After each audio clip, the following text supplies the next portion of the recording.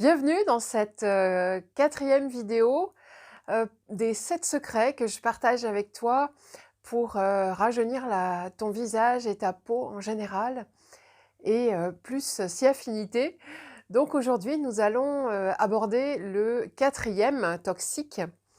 Heu, Nous avons déjà vu le sucre, le gluten et le lait et les ravages, qu'ils font sur ta peau. Aujourd'hui, nous allons parler, de l'alcool. Ça concerne pas forcément tout le monde d'après ce qu'on pourrait penser, au premier abord parce que, voilà, on pense en premier que ça concerne les personnes qui boivent très régulièrement et voire trop régulièrement. Mais en fait, on a coutume de dire qu'un verre de vin rouge, par exemple, serait bénéfique pour la santé quotidiennement. Et donc que ça serait dû, aux tanins, aux substances végétales qu'il contient, famille des polyphénols qui présenteraient des vertus antioxydantes. Mais on ne parle que, très peu dans cette, recommandation, qu'on entend effectivement souvent, de l'alcool. Et même si on dit que la consommation d'alcool, est mauvaise pour, la santé, ça reste quand même un terme, qui est, tu l'avoueras, un petit peu flou et on ne sait pas très bien, ce que ça veut dire réellement. En fait, l'alcool est plus dangereux qu'on ne le croit en réalité, se cache, derrière le marketing, séduisant. C'est pourtant, une substance qui est, considérée par, le Centre international de recherche sur le cancer comme cancérigène depuis 1988. Donc c'est un rapport de 2017, du 27 mars, 2017, de l'Institut national du cancer, qui rappelait que parmi la totalité des nouveaux cas de cancer, survenus donc en 2015 en France, environ, 28 000 cas et pas moins, lui seraient directement imputables et surprenamment, le cancer du sein en tête avec 8 000 cas. Donc les premières conséquences de l'alcool, de la consommation d'alcool, se situent surtout au niveau de l'estomac. Donc l'estomac qui est protégé dans son processus de digestion, pardon, par une muqueuse, un mucus. Et l'importance de ce mucus est vitale pour ton organisme. On va voir pourquoi. Il se trouve que l'alcool est, l'une des rares substances, exactement comme, l'aspirine ou les anti-inflammatoires, à attaquer cette protection de mucus. On n'y pense pas, on pense à l'aspirine, enfin, on pense surtout aux anti-inflammatoires. L'aspirine, c'est moins connu. Donc le problème, c'est que l'alcool, au même titre que donc l'aspirine et les anti-inflammatoires, fait, saigner la paroi de l'estomac. On ne parle pas de gros saignements, on parle d'un phénomène de micro-hémorragie qui a été observé par les scientifiques et ça met 24 heures à disparaître. Ça devient effectivement chronique si on continue à boire de l'alcool plus que, hem, très occasionnellement. Et donc par ailleurs, ces effets, il y a aussi des effets sur le foie, sur le cerveau, sur le cœur, le pancréas. Moins connus sont les effets sur le visage, mais qui sont, tout aussi alarmants. L'alcool est acidifiant et déshydratant au possible. Ça fait des dégâts, invisibles en fait. Il vaut mieux donc, laisser l'alcool, au rayon des plaisirs très, très occasionnels. C'est vraiment bien mieux pour toi, d'autant plus qu'il y a une face cachée du vin qu'on connaît moins, qui est, le fait que, tout simplement, la plupart des vins ne sont pas bio et ils sont absolument tellement bourrés de pesticides que, si on les analysait, personne n'en parle, mais ils seraient impropres à la consommation s'il y avait les mêmes taux de pesticides dans l'eau, par exemple. L'alcool est un produit qui est banalisé au quotidien et pourtant c'est une des choses dont les dégâts, sont les plus spectaculaires et les plus rapides.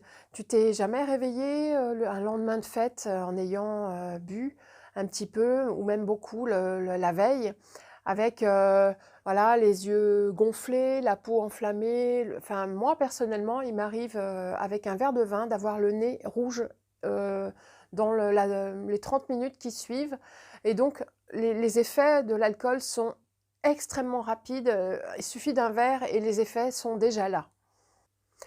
Le visage, marqué, dont on voit les caractéristiques, au niveau de la consommation d'alcool, c'est pas du tout un visage, qui est un visage d'alcoolique. Je parle pas ici du tout de consommation, trop régulière, voire addictive. On parle vraiment d'une consommation régulière, pépère, comme on l'a fait, en France en général, puisqu'on est quand même le pays du vin.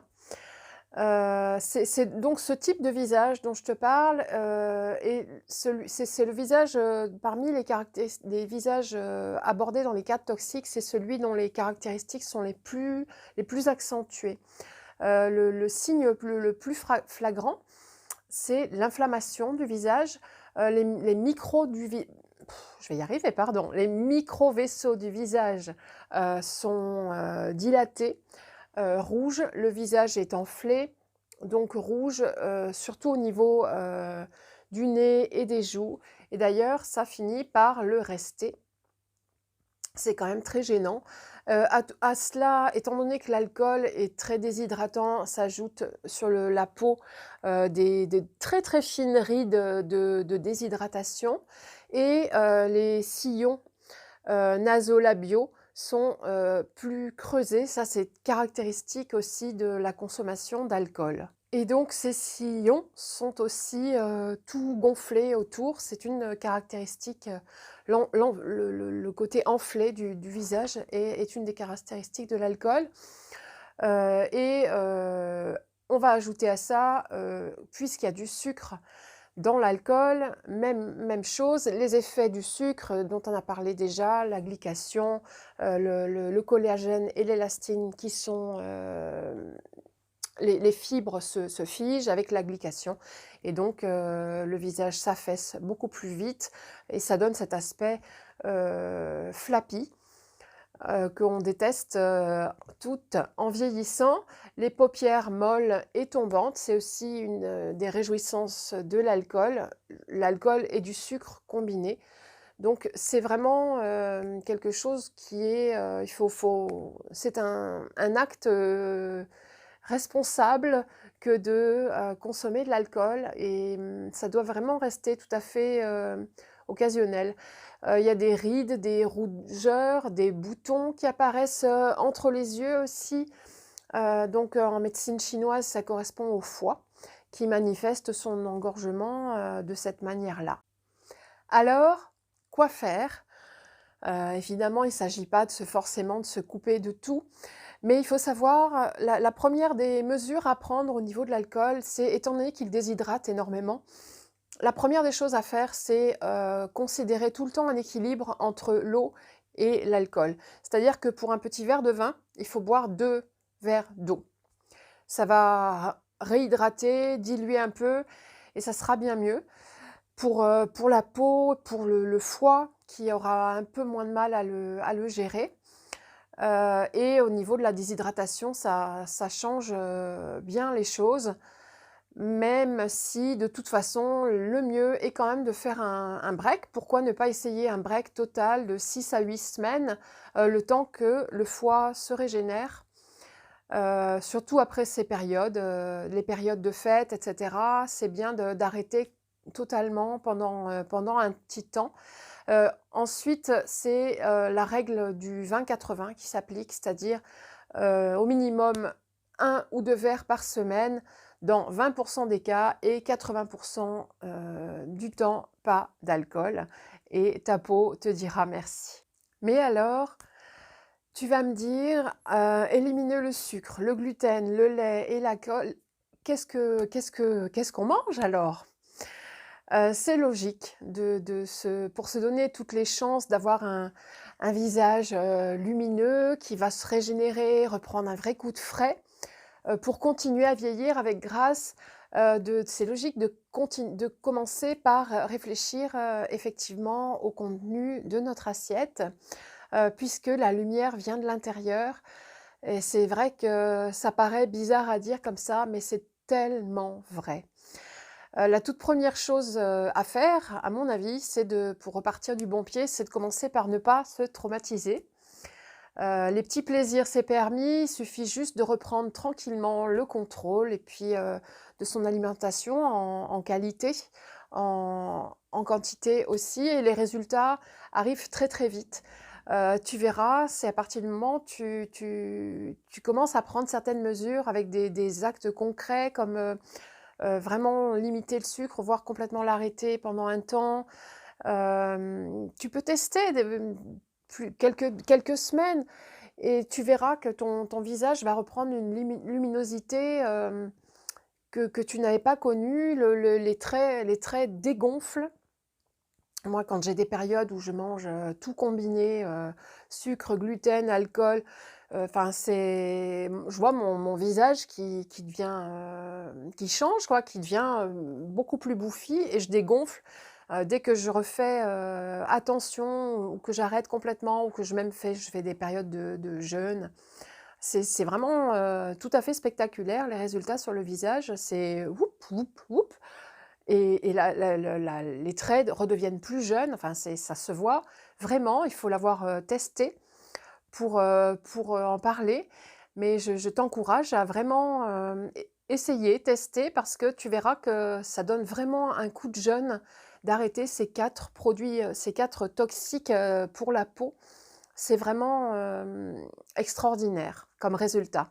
Alors tu n'as pas besoin de faire une révolution, dans ta famille, ni complète dans ta vie. Il suffit d'y aller, graduellement, une chose par une chose, un petit peu tranquillement. Tu peux sucrer donc avec, du sucre de coco, avec de la crème de date, avec du sirop d'érable. Pourquoi ne pas, essayer le lait de noisette dans ton café? Ça donne un petit goût, voilà, il faut s'habituer, c'est comme pour tout. Il faut tester des nouvelles choses. Teste, teste, n'hésite pas. Et pourquoi ne pas faire, ta béchamel, au lait de soja, par exemple? Il y a tellement de choses à tester. La cuisine, hypotoxique est tellement riche. Il y a des nouvelles saveurs. C'est un vrai festival pour les papilles. Et tu verras que tous ceux qui s'y sont mis, parlent un véritable changement de leur peau. Tout le monde le dit, c'est vraiment quelque chose qui revient sans cesse. Que la peau est transformée, beaucoup plus lumineuse, comme rajeunie. C'est quelque chose qui devient, un festival de papilles, un changement d'alimentation. Il faut, voilà, tester et puis s'amuser surtout, ne jamais oublier de s'amuser, faire goûter. Pourquoi ne pas, essayer de faire, un gâteau sans gluten, en famille? Enfin, il y a plein de possibilités. En tout cas, il s'agit de ne pas se mettre de barrières mentales et se limiter en paniquant et en se disant: «Mais, qu'est-ce que je vais manger?» La nourriture est tellement riche, il y a tellement de choix dans le monde végétal, au niveau des fruits et des légumes, des oléagineux, des légumes secs. Il y a des recettes absolument partout. Et d'ailleurs, je te prépare quelques petites surprises à ce niveau-là.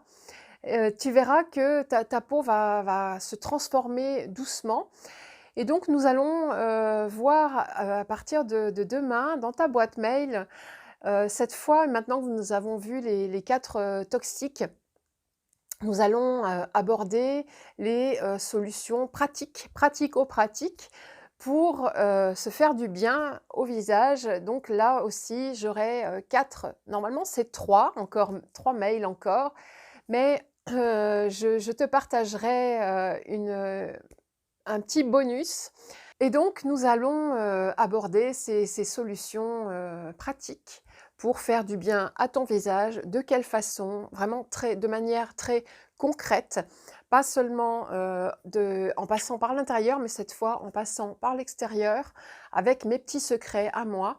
Donc je te retrouve dans ta boîte, mail demain matin pour la suite de ces 7 secrets et puis j'espère que ces vidéos t'aident. N'hésite pas à me faire un retour, tu peux me répondre directement, par retour de mail.